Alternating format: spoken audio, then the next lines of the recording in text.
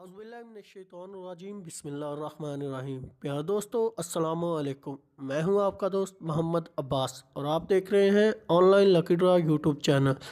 तो दोस्तों, अगर आप लोग भी ऑनलाइन अर्निंग करना चाहते हैं तो हमारी इस वीडियो को मुकम्मल देखिएगा, क्योंकि हम लेकर आते हैं आपके लिए बेशुमार कीमती इनामात।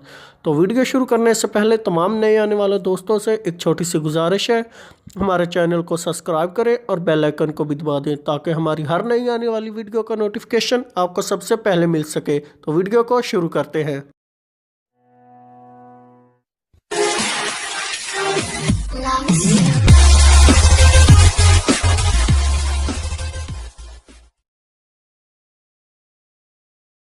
दोस्तों, आज हम आपके लिए लेकर आए हैं 50 रुपये का फ्री बैलेंस, जिसे आप बड़ी आसानी के साथ हासिल कर सकेंगे। पाकिस्तान सुपर लीग का 12वां मैच, जो कि क्वेटा और लाहौर कलंदर के दरमियान शारजा में खेला जाएगा।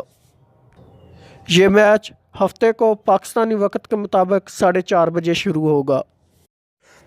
आज का हमारा सवाल है, जिसका आप जवाब देकर जीत सकेंगे 50 रुपये का फ्री बैलेंस। तो देखते हैं आज का हमारा सवाल।